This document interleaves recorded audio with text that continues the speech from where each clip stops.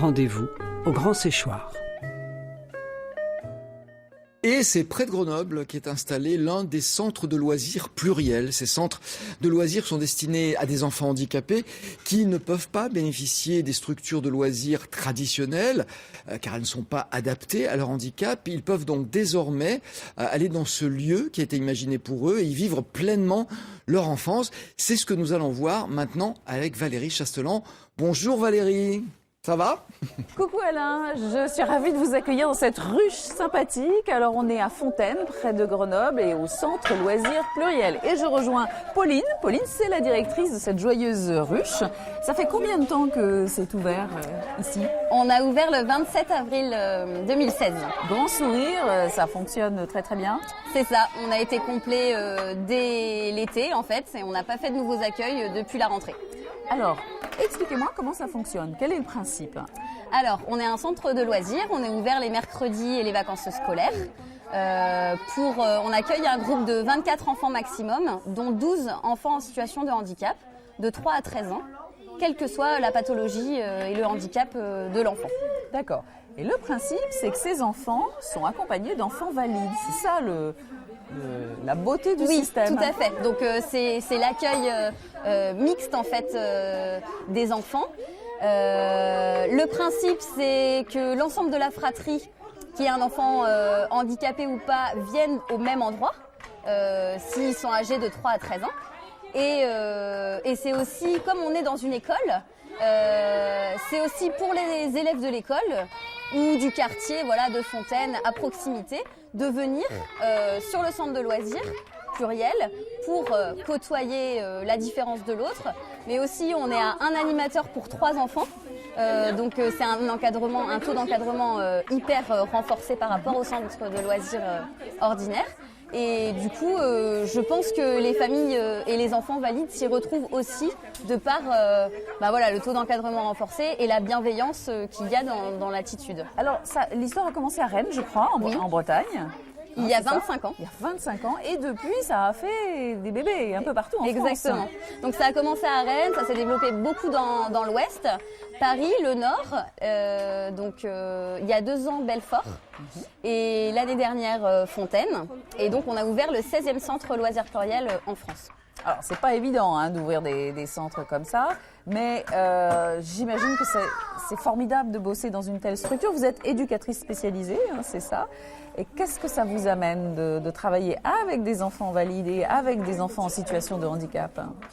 Alors moi, du coup, de par ma formation d'éducatrice spécialisée, normalement, je suis amenée à travailler qu'avec des enfants en difficulté, handicap ou pas, mais en tout cas, ou de l'inadaptation sociale. Et là, ce qui m'a rendue adhérente et qui m'a donné envie de vivre le projet, c'est justement la mixité, puisque du coup, on fait rencontrer tous ces enfants sur des temps de loisirs. Donc c'est des choses assez simples où on n'a pas des gros objectifs, et pour autant, on va travailler plein de choses avec les enfants en situation de handicap, avec les enfants valides également, puisque du coup ils s'enrichissent mutuellement et on va apprendre autant de l'un et de l'autre.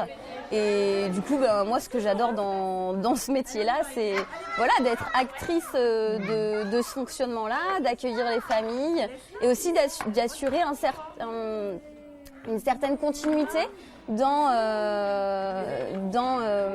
l'éducation des enfants en situation de handicap. Oui, parce que ça a l'air simple comme ça, mais qu'un frère ou une sœur joue avec un petit frère ou une petite sœur handicapée, ça doit pas être simple. Et vous provoquez ça. Exactement. Une situation de joie, de bien-être. Par le jeu.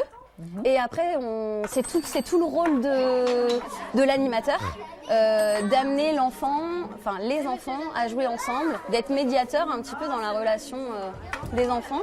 Et voilà, c'est aussi le rôle de l'adulte, ça se fait pas si naturellement, et on crée ce cadre et ce contexte-là. Alors, oui, comment se passe une journée type ? Voilà. Alors, on fonctionne comme les centres de loisirs. Hein. On prévoit une activité le matin, une activité l'après-midi. On essaye de faire un bon temps d'accueil puisqu'on accueille les familles à la journée, à la demi-journée, avec ou sans le repas. Donc c'est vraiment très souple et du coup, vu que c'est sur un temps de loisir, on laisse le temps aux familles d'arriver et du coup, c'est un peu des temps informels où les enfants, les animateurs vont jouer aux jeux du centre, des jeux de société, etc. Ensuite, on prévoit des temps de regroupement au petit salon où là on va faire des temps de parole où chacun va pouvoir dire comment il va, ce qu'on va faire dans la journée, ce qu'il a fait la veille, enfin voilà. Et puis une petite chanson et ensuite on lance l'activité. Merci beaucoup Pauline pour toutes ces explications. Et Alain, j'ai vraiment envie de vous raconter comment cette belle histoire a commencé. Alors pour ça, je vais rejoindre Servane qui est là en train de jouer avec son fiston. Alors attention. Arthur, coucou Servane. Coucou. Je vous dérange un petit peu. Alors comment ça a commencé cette histoire pour vous? Alors en fait, l'aventure Loisirs Pluriel, elle a commencé en novembre 2012.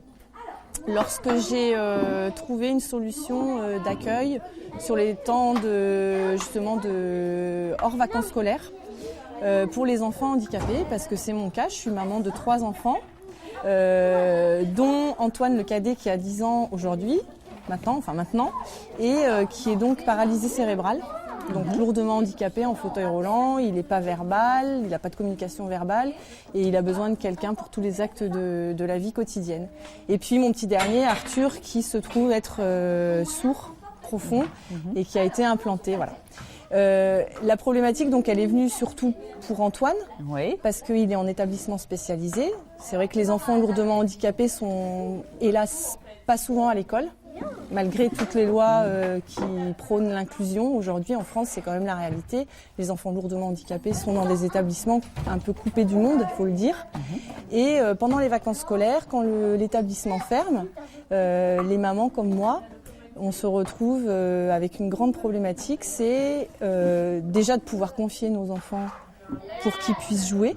Oui. Avec des enfants du même âge. Et vous soufflez. Et nous, mamans, souffler ou même tout simplement pouvoir continuer notre travail, notre activité professionnelle. Et donc vous vous êtes regroupés avec des mamans et là le combat a commencé et ça n'a pas été simple. Hein. Il a fallu se battre. Hein. Non, c'est vrai que donc en novembre 2012, j'ai eu la connaissance de la solution entre guillemets loisirs pluriels, comme vous l'a expliqué Pauline, des centres loisirs pluriels qui correspondent vraiment à une philosophie de mixité. Et toutes les mamans qui se sont engagées dans ce projet avec moi, on était convaincus de ça. Du coup, à partir de novembre 2012, on a pris contact avec la Fédération Loisirs Pluriels et de là est parti tout notre combat. Je pèse mes mots parce que pendant 2 ans, c'est vrai qu'on a un peu pataugé. On est venu avec un peu comme des ambassadrices pour ce projet qui est quand même peu commun, mais dont nous étions convaincus. Et il fallait trouver une commune support. Ouais. Et Fontaine vous a accueillis. Et Fontaine nous a accueillis. Alors, ce qui est magnifique dans cette aventure, c'est que ça marche bien. Vous affichez complet et que vous avez eu un prix. Hein, maintenant, on commence à vous récompenser même. Oui. Je crois qu'aujourd'hui, c'est vrai que les enfants handicapés, leurs familles et les mamans d'enfants handicapés, on est souvent dans l'ombre. Je crois que la société ne nous connaît pas et ne nous reconnaît encore moins. Et alors le prix qu'on a reçu pour l'association Loisirs Pluriels Portes des Alpes, c'est le prix Femmes en Cœur, qui est organisé par les laboratoires de cosmétiques Pierre Ricot et le journal Femmes Actuelles. Et en fait, ils ont lancé un concours pour récompenser une association créée par des femmes qui œuvrent pour une vie plus simple pour d'autres femmes. Et je crois qu'en fait, sans aucune prétention, je pense qu'on a un peu étonné avec le handicap parce qu'il y a beaucoup de choses que des femmes font aujourd'hui. Je pense à la lutte contre le cancer, l'isolement des femmes, voilà, c'était beaucoup de thématiques reprises. Et nous, avec le handicap, le jury nous l'a même dit le jour J, ils nous ont dit oui, en fait, le handicap, les enfants, les mamans qui sont du coup privées du monde professionnel, eh ben, on n'y pensait pas. Et c'est vrai que votre centre loisirs pluriel, c'est extraordinaire. Et pourtant, ça paraît évident. On se dit, mais pourquoi il n'y en a pas plus? Alors pourquoi il n'y en a pas plus? Aujourd'hui, vous affichez complet, vous avez même une liste d'attente. Et ce que vous voudriez, c'est qu'il y en ait un autre qui ouvre dans l'agglomération grenobloise. Je crois qu'on minimise aujourd'hui le nombre de familles qui sont dans notre situation. En Isère, les derniers chiffres qu'on a, c'est de l'ordre de 4000 foyers qui sont bénéficiaires de l'allocation enfants handicapés. Donc ça veut dire que ce sont des enfants entre 0 et 18 ans qui sont reconnus handicapés. Je crois qu'un deuxième centre, forcément, ce serait fabuleux. Et je le dis même maintenant... c'est pas à la légère. Je crois qu'il y a un réel besoin de nos familles que des centres comme celui qu'on a ouvert il y a quelques mois puissent voir le jour, j'ai envie de dire, dans toutes les communes moyennes de France.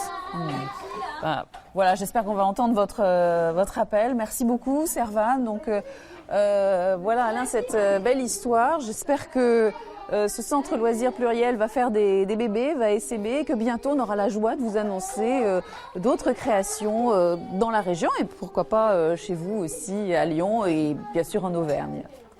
Merci beaucoup Valérie.